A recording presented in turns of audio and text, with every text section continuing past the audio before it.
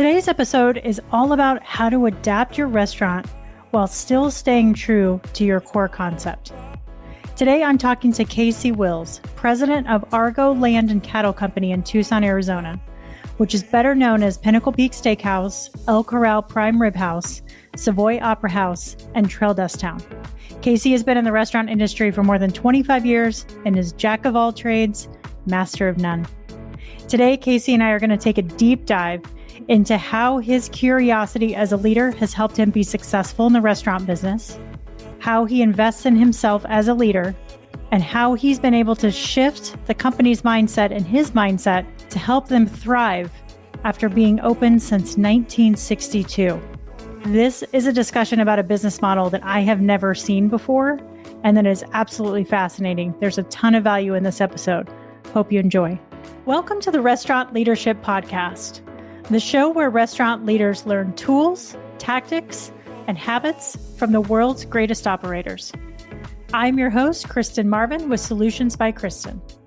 I've spent the last 2 decades in the restaurant industry and now partner with restaurant owners to develop their leaders and scale their businesses through powerful one-on-one coaching, group coaching, and leadership workshops.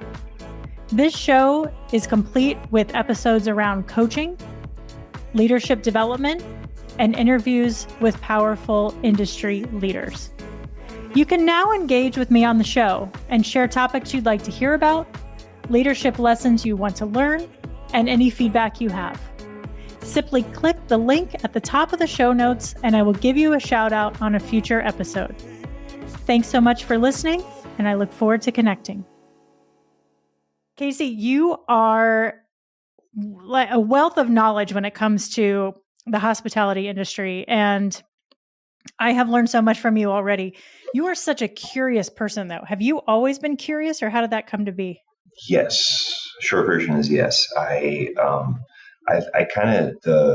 need to know how things work, why they work. That's, maybe feels like that's some sort of family of origin kind of stuff that I'm already mentioning. But basically is that I like the way that I process the world is understanding how it works. So it ends up meaning that I get really curious about things. And if it's learning how to do something restaurant-based, great. If it's just knowing how something else works in the world, I don't like not knowing, and I don't like being confused. Yeah. So, where did that come from? How did you develop that skill? It feels like it's, it probably feels like learning in school world always kind of came. It's generally fairly easy for me. It sounds bad. I'm not trying to be egotistical or something. I was one of those kids that didn't have to study, and then got to the point where you kind of need to study no matter how smart you think you are. And then, but I hadn't developed all those skills yet. So the first year of college was interesting because it was like, oh wait, I need to actually have honed a bunch of study skills that I do not have. So when learning and how to do stuff and being a know-it-all, that's how I learned how to do it. And saying I didn't know was not comfortable for me. I'm fine with it, but. Do you feel like you lack some discipline when you transition to college and then you were like, oh my gosh, now I have to start actually studying? Oh, for sure. 100%. It is also the time of my life, it was the lack of discipline for sure, at least in terms of things that were, things that came easy to me was fine, or things I was interested in was fine. I don't think I missed work, you know what I mean? I was working full time and going to school full time, and it wasn't a big deal to balance that part of it. It was more about, you really need to sit down and study before this test, or it's going to go poorly. And it's like, or I could just not. So the discipline kind of came later in life when I realized that procrastinating was not helping. And as much as I thought I was clever for I was doing my best work in the 11th hour. So why would I bother working until doing anything? I'll just jump in. I'll be fresh. I'll knock it out. Why bother with all this stuff before I get there? Did you teach yourself that lesson, or did you have some help? No, I had to. Life but I taught myself that lesson. It was basically that, I'm not getting the results I want, so something's got to give. And then it became like, yes, studying is lame, but ultimately I have to do it. So, yeah. Ego writing checks, body couldn't cash situation, I think, if you want a movie reference. Totally. How has that curiosity helped you be successful in the restaurant business? Sure. It's the restaurant industry, I find, I've been in it for almost 26 years, and there's always something new to learn or fire to put out or something. So being a person that likes helping others and likes being of service to other people, either that I care of, or I'm responsible for, or what have you, is people asking me how to fix a problem, and if I don't know the answer, that doesn't work well in my worldview of wanting to help people and trying to help them. So when it relates to the company, we're in primarily most of our revenue comes from steakhouse kind of sales, but both steakhouses do not operate like a normal restaurant. They don't have a normal brigade style kitchen that everything comes out of with a full culinary team. They don't work like that. And that's a bunch of the revenue of the company. Some of the other one is basically catering. And then the rest of it is an amusement park and a commercial landlord kind of a situation. So kind of by needs of survival, I had to learn more about how to do it. So we didn't have to outsource it. It's a small family company. We didn't have the resources to just say, oh, call the guy, call somebody to take care of that. It's like, no, we got to figure this out like right now. So ended up being curiosity to how do I learn how to fix this problem so if it ever comes up again, I can address it, or how do I make sure that I don't have that problem again, basically. Mm-hmm. So a little bit of survival and curiosity and that kind of thing. Will you talk a little bit more about your steakhouse model? Sure. And how it works? Yeah. So we've got we have two main brands that we do. One's called Pinnacle Peak Steakhouse. The other one's called El Corral Prime Rib House. Most people just know it as El Corral. So Pinnacle Peak has an unusual model for a few different reasons.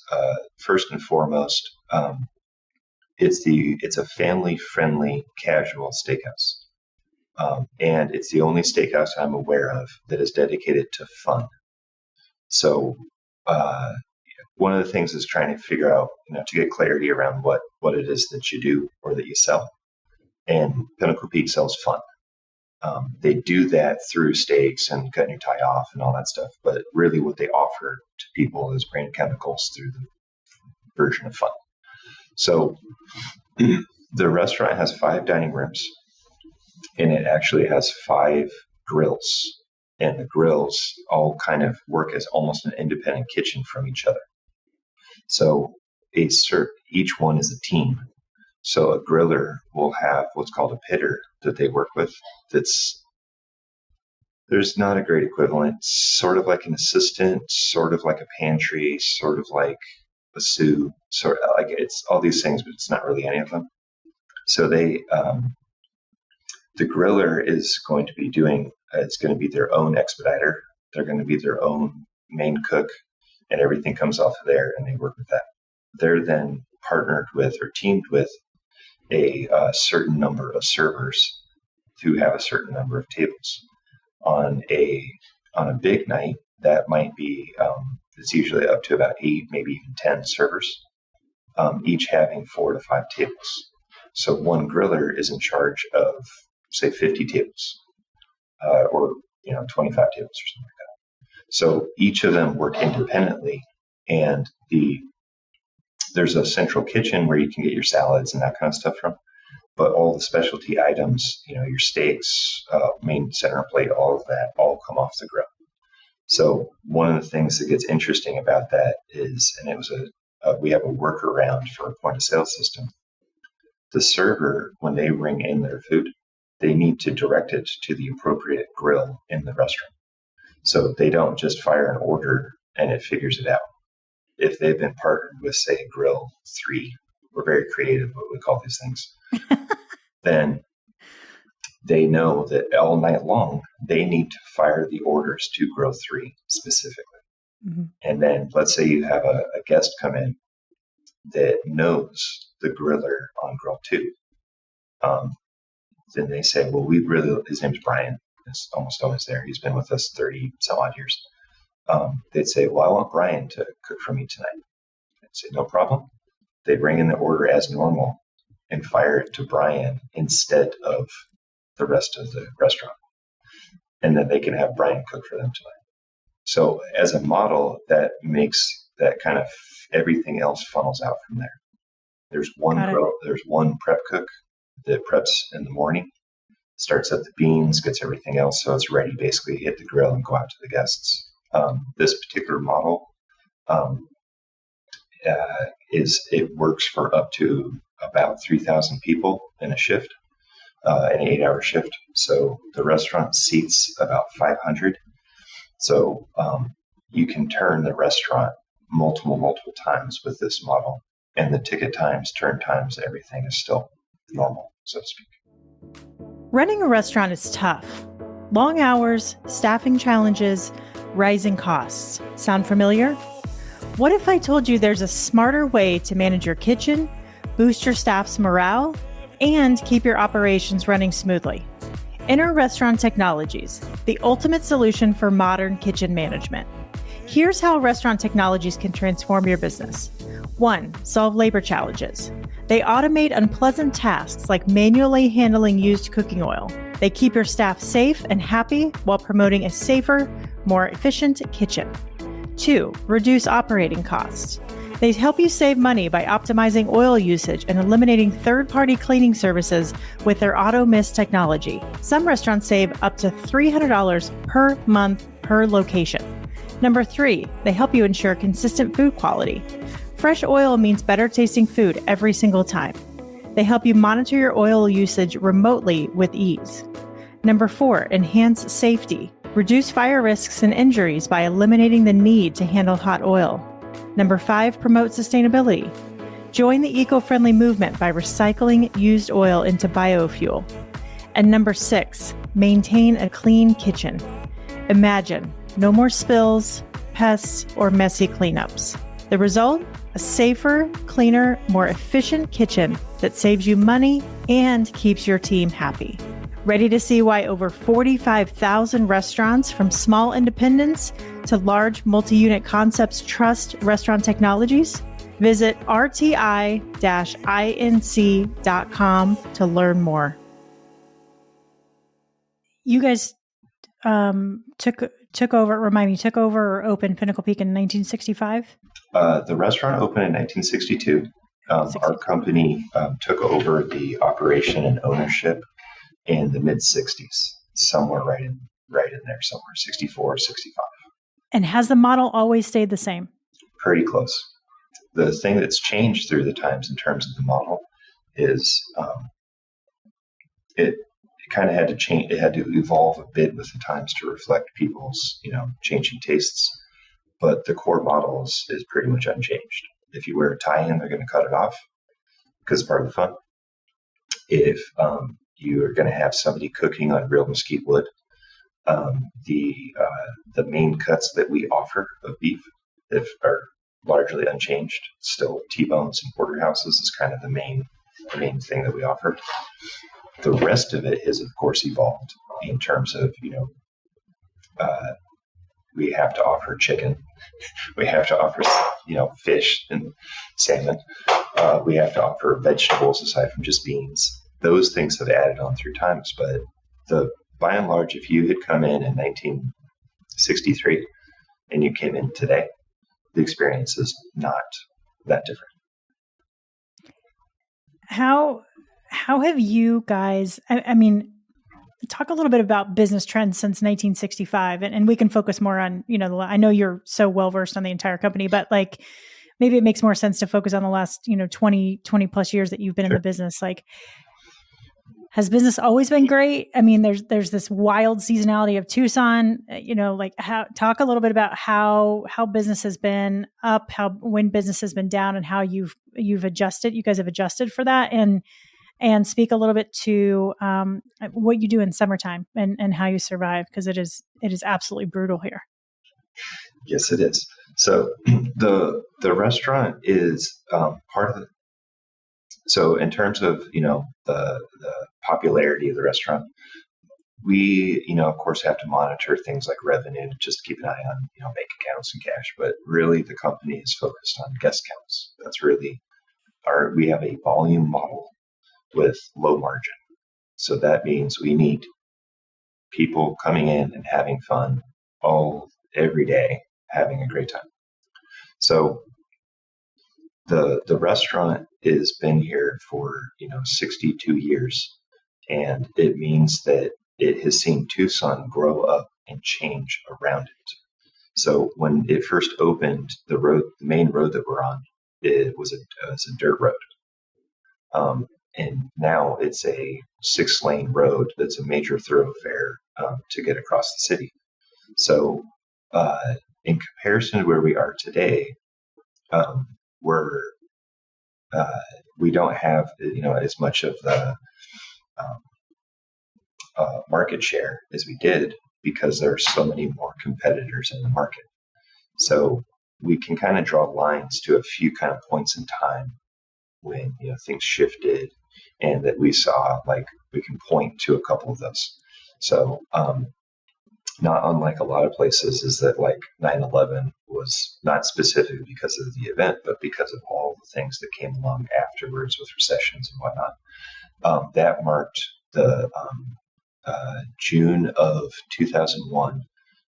The restaurant served 3,000 people at Father's Day, and that was the highest guest count to that point, and is the highest guest count in one day that the company ever had. So from that point, then there's a few kind of moments in time through after that we could kind of point to and go, oh, we lost a little market share there. And the moments that happened like that tended to be, competitors moved into the market. I can't remember what year it was, but Tucson was reportedly hit 1 million people. And when it hits these certain magical thresholds, national accounts go, whoa, it hit the metrics that we use to move into a market. They move into the market. And so now there were only locally owned Cowboy steakhouses in Tucson prior to, I can't remember what year it was, about 2010 or so. And then all the national steakhouses all showed up. And of course, we're going to lose some market share for them for whatever reason. So where it's evolved and how we're staying relevant today is by focusing in on the experience that we offer and trying to make it as fun as we can. People, a steak that is not cooked the way you want it is not fun. And having to talk about that is not fun. So if it comes out the way you want it, tastes great, you're having a good time. So we try to focus on that. Look for same thing that all restaurants do. Yes, we try to look at costs, but you can't save your way out of trouble. You can only work on bringing more guests in. That's the top line, is the fastest way to grow anything. And then also is Pinnacle Peak is located within something called Trellis Town. And it's not an amusement park, it's a destination. But one of the ways that we have been able to pivot through all these changes is by using Charlestown to help drive attention and business into the restaurant. It used to be the other way around. Charlestown used to be a place to occupy to make it a wait not seem as bad. And now we actually use it as a thing to drive business into the restaurant.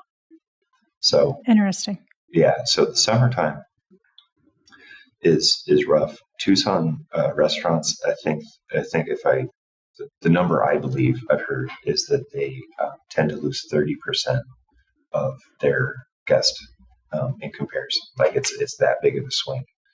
So we basically, we try to batten down the hatches a little bit Our model is such that, I mentioned we have 5 dining rooms, 5 grills. We can actually make the restaurant essentially smaller whenever we need to. So because of the way it's designed, we don't have to operate 5 dining rooms all summer long with all the added overhead and associated payroll costs. We go, oh, we're looking quiet tonight, and we know we're going to be quiet, so we're only going to open one of our dining rooms. So that means we only have, the team shrinks down to be appropriate for that level of business. That methodology generally works for us. People have a tendency to take vacation in the summer. We look for special event opportunities to do the same thing to try to drive business in. We do all those things, and really, as far as the way that we do it is, we try to have such a strong season that we, put a lot of air in the tires, so to speak, so that by the time we get to the end of September, that we're ready, we're okay, we're safe, and that we come back around to, gas up the tires. I don't know where I was going with that metaphor. But I think, I gotcha. I think it's going to mix those pretty well. So. Yeah, you're going to lose some air in the summertime, right? Yeah. So what made you guys make that mindset shift, and what you were talking about earlier as far as Pinnacle Peak really being the draw for Trellis Town, but now Trellis Town being the draw for the steakhouse? It came down to wait times. So one of the things we ran into is that, so the restaurant has been here for 60 years. Charlestown's been here for 60 years. And it used to be back in the 80s, for especially folks on the east side of Tucson, this is what you did. Friday night, Saturday, one of those 2 nights, you went to the Camaraderie swap meet that used to be on Camaraderie and is now Palo Verde. And then you went to Pinnacle Peak for dinner. That was your Friday night was planned every week. And so the wait times on Fridays and Saturdays especially were 2 to 3 hours. Weekdays, they were 2 to 3 hours. They were doing 600 to 800 guests on a Monday night, like clockwork, to the extent that before cryovacking really came in, they would, the managers who were ordering and receiving steaks daily would get static from the administrative office if they had more than about 3 steaks on the shelf when they closed. They were getting a talking to about why are there steaks on the shelf. Wow. And generally speaking, they had nights where they would nail it. The last guest would order the last steak and not be directed to it because we're out of everything. Just they were getting that good about it. So when the wait times went from being 2 hours every single night to being you could walk in anytime you wanted, maybe Saturday night, 6 o'clock, you'd have to wait a little bit. I came into my position and it was like, okay, well, what do we do now? Charlestown has always been a loss leader. So because it was in service to the restaurant and it was part of your restaurant experience. So now what do we do when we don't have the wait times that help to bring the loss leader to not be quite as much of a loss? And the other thing is with both places having been here for so long, everyone knew about Pinnacle Peak, but no one knew what Charlestown was. So we said, let's work on bringing the branding up for Charlestown. Let's get that brand awareness up so that we kind of had 2 engines on that plane, right? Bringing people to us. And then it's funny because we actually did, apparently we did a great job with Trellis Town, at least amongst certain folks, where now they know all about Trellis Town, don't know anything about the restaurant, which has been weird. I'll just say that. So when we saw that the wait times were not what we wanted, and we're having to look at guest counts dropping, in comparison year to year, we had to do something. So we said, well, what assets do we have? We've got this gigantic asset. Let's go for it. So we started using that to drive, to try to, as a marketing engine, to try to drive business. Nice. Hi, everybody. We're taking a quick break to offer you an exciting opportunity. If you're a restaurant owner or manager looking to enhance your leadership skills, I invite you to join my 12-day leadership challenge. In just 12 days, you'll receive a guided packet with actionable strategies to transform your leadership in less than 5 minutes a day. Join the challenge and the community and grab your copy at kristenmarvin.com/12 days. Now let's get back to the show. Are you seeing that people are still willing to wait? Yes. Yep. Still willing to. If we, a good Saturday night and whatnot, 2-hour waits, we're stressed out of our minds about it because it's just a really long time to ask somebody to wait for a table. Yeah. But we don't usually get too much pushback about it, which is sort of surprising because asking anyone to wait for 2 hours at any restaurant in Tucson at any time, it's crazy around here. Yeah. People don't make reservations; they just walk in and expect to be sat. Yeah. I don't know if you've noticed that. I have. But that's the beauty of being a destination spot, right? And having the history that you guys have, and we can celebrate you for single-handedly saving Trellis Town. Sure. So let's talk a little bit about the tenure of your leadership team. You said Brian's been there on the grill for 30 years. How about your management team? Yeah, so our food and beverage director, which she just moved to that position in May of this year. She has been with the company off and on for about 20 years, and she was the general manager of Pinnacle Peak for 12 years. And she had been a manager for up to maybe 14, 15 years. So she came to the company as a server, actually left the company for a brief period of time. She was interested in going to management. There wasn't a position available. She went outside the company, which worked out for us because she went to a national company that had a very strong training program, got a ton of training, and then came back to us because she couldn't quite get the restaurant out of her blood, and the position became available. So after so she's been with us that long. Her counterpart, her assistant at that restaurant, who's now the manager, has been with us about probably 8 to 10 years. She came up through bartending and then came into it that way. The supervisor there, it's a 3-person management team, 2 salary, 1 hourly. It's kind of the easiest way to say it.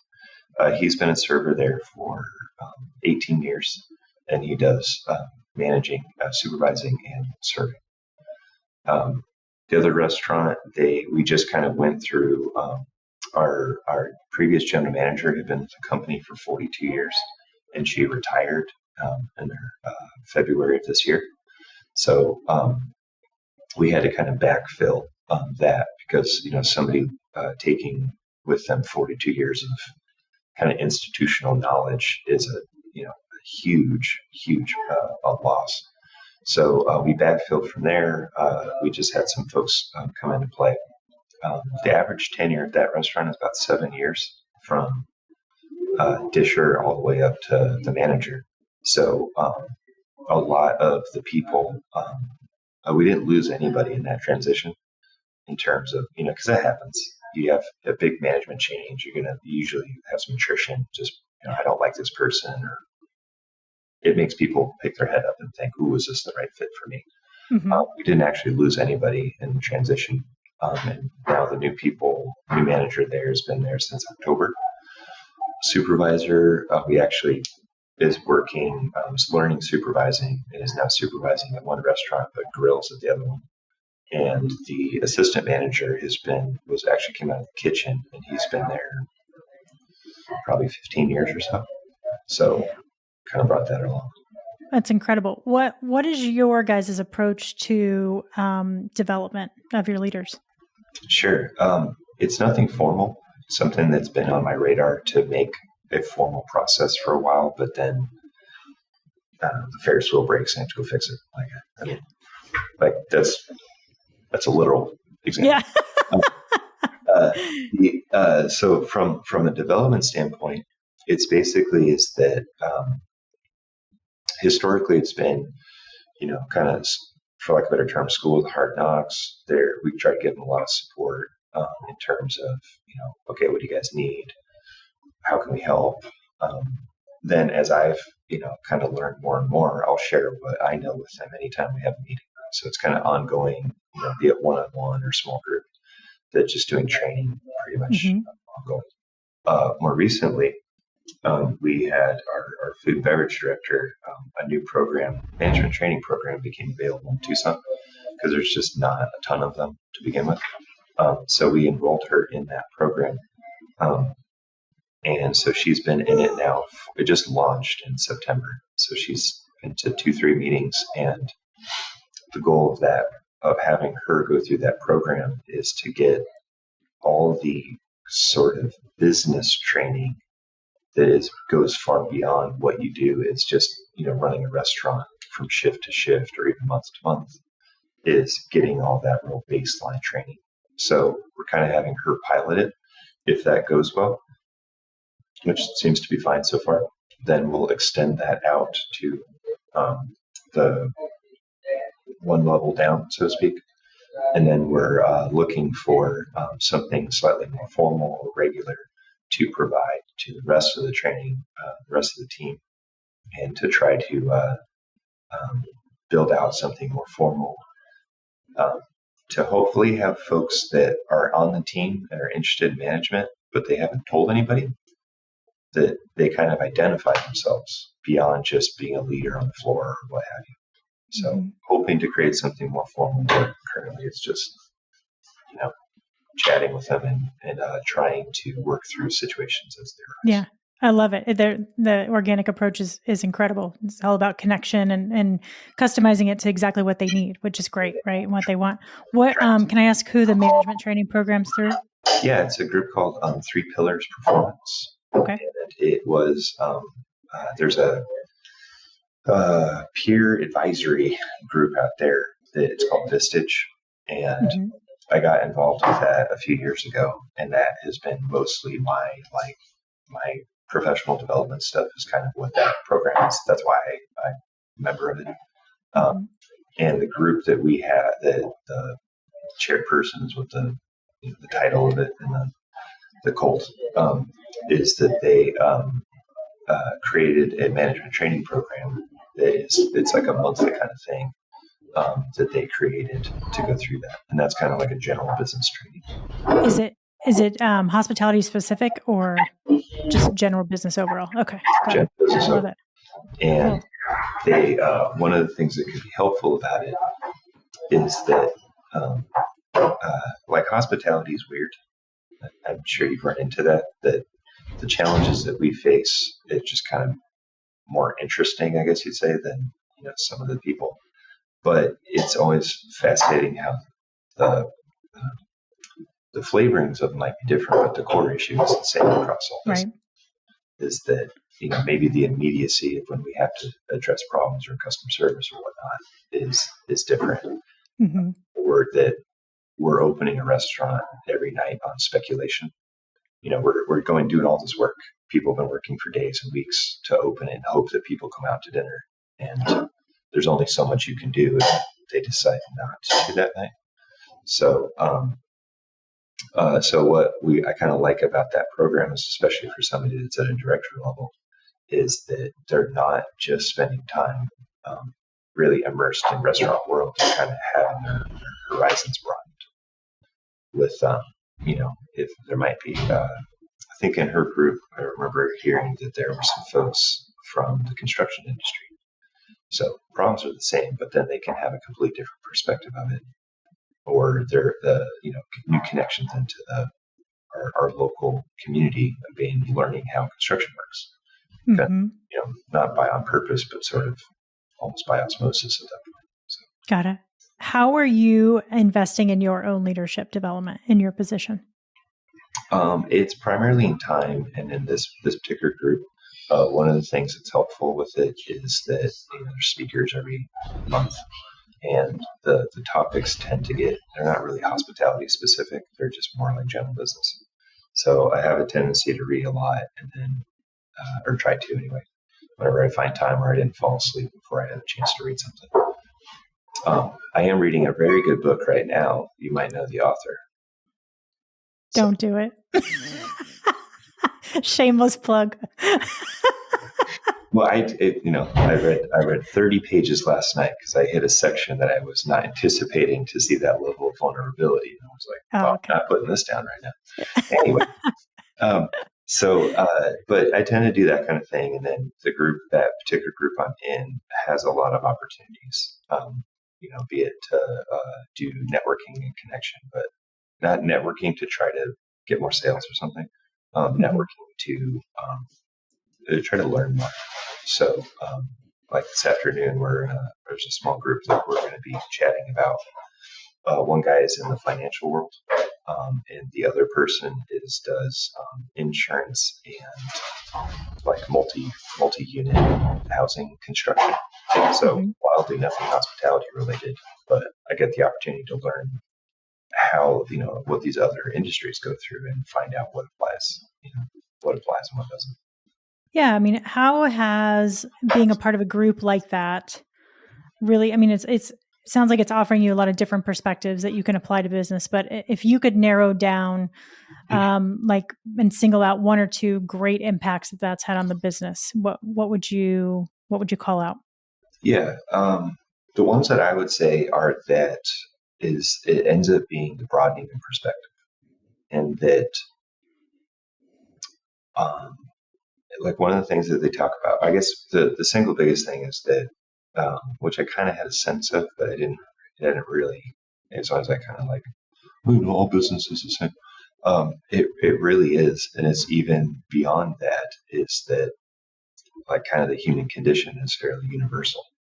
And it's been an interesting experience of, what, if you're talking to an attorney, for example, right? And they're a very successful attorney, and they're have a famous firm. They're doing great, right? And you're talking to them, and they'll be sharing some sort of stress they've got, and the stress, whatever the stressor is the same. And it's not like you shouldn't compare yourself to others, but it was sort of interesting. And like, oh, I've actually been through that problem. Here's how it landed for me. Here's what worked. Here's what didn't. So to have it where more so that those challenges are all the same, and then to be like, it's really easy to build up whatever problem you're dealing with into being the biggest problem in the world. And then you chat with somebody, and then again, you shouldn't compare because that's not a good way to live. But you go, wow, yeah, this person's problem is a way bigger deal right now. And it can kind of help to put things in perspective. Mm-hmm. So from that aspect, doing leadership stuff, it can be really challenging to see that oftentimes you have to look beyond your own perspective to see what's actually going on. And so from that kind of concept that's been really having a group of people that are, the only thing we have in common really is this group, and that we're in the same position of our respective companies is really helpful for that. Yeah, I love that perspective and that aspect, because I've been a part of similar community organizations, and just to know that somebody else is going through something is really, it's just very impactful. It's very comforting. It makes leadership feel less lonely, and it's incredible that we're in this industry where we're serving people every day, and we're constantly in contact and connection with people. But leadership can be very, very lonely, and groups like that are just incredible resources. Yeah, and it also can get interesting too, where even within, if it's say the hospitality industry, right? Like, so our company, we have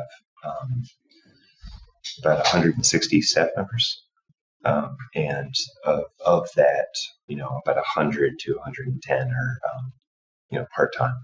And so in my position, we have a small administrative team, but I'm not necessarily coming into contact with 160 people every day. Well, at least staff members.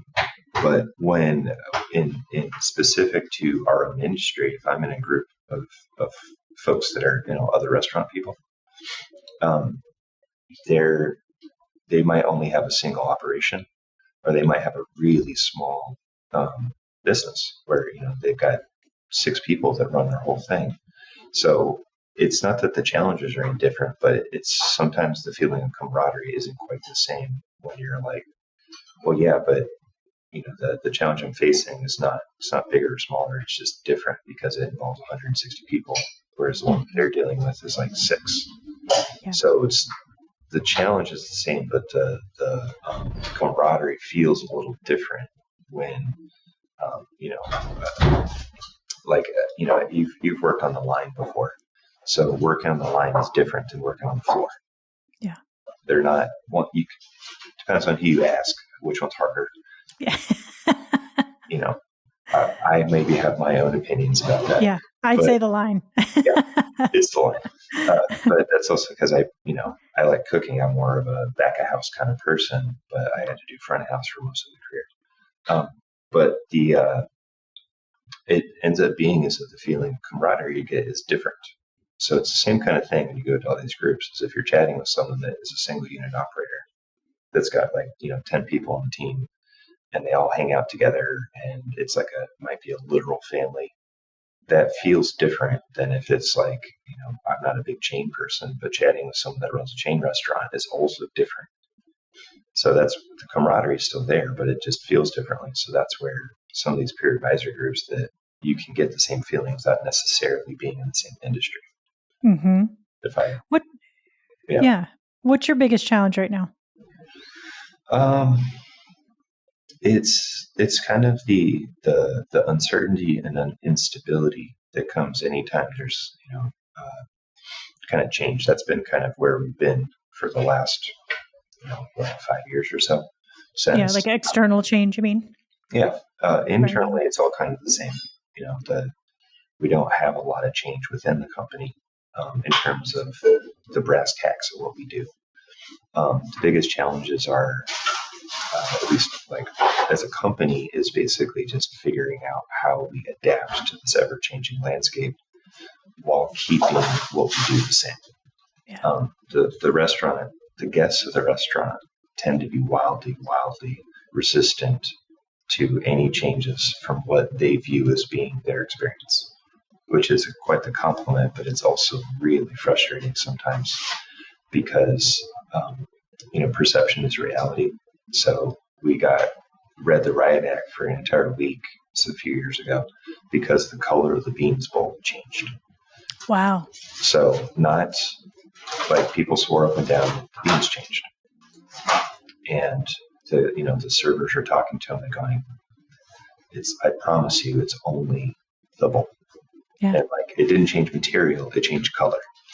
And they swore up and down and didn't believe us. And, sort of how dare you change my experience? And we're did you have to change the bowls back?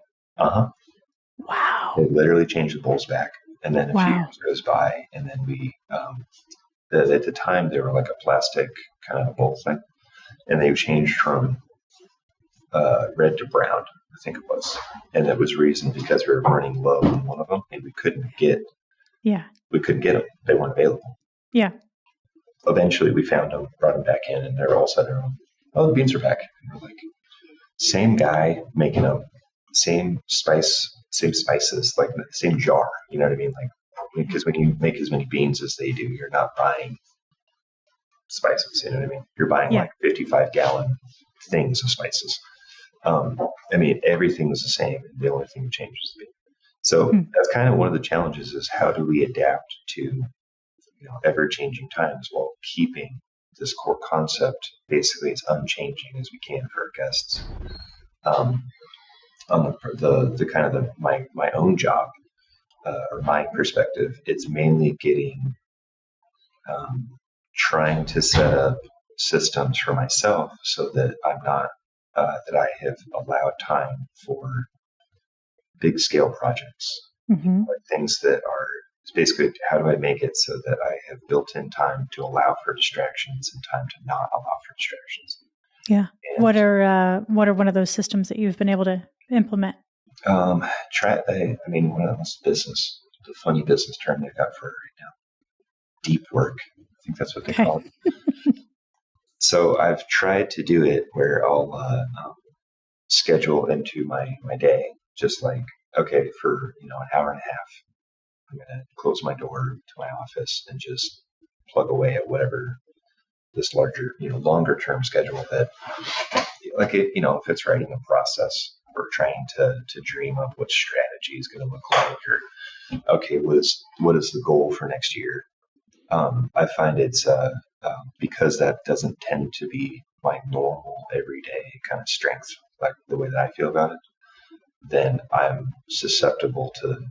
more susceptible to distraction.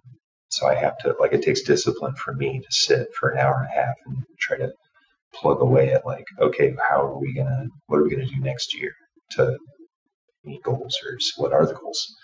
What is realistic? What is not realistic? So, so far it's helped a little bit, but because it's not something I gravitate towards. Sorry. Puppies are present. Yeah, and then they left my door open, so that's cool.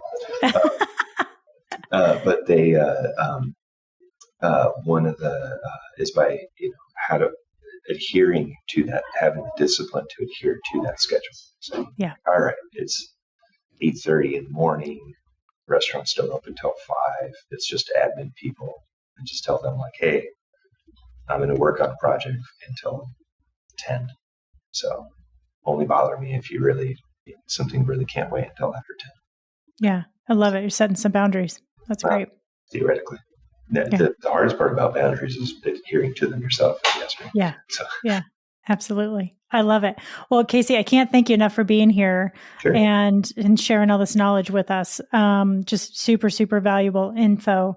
We'll put all the links to El Corral and Pinnacle Peak and Trellis Town in the show notes for sure. So if you're listening, get over there Friday night, Monday night, Tuesday night, you've got a big event, you want to ride the Ferris wheel, you want to have your tie cut off, they're there for you for sure. We will be there. We're only closed Christmas Day and Thanksgiving Day. Otherwise, bring a tie if you dare. I love it. I love it. All right, everybody, that's going to do it for us this week. Please share this episode with any leaders in the industry that you think could benefit, and we'll talk to you next week.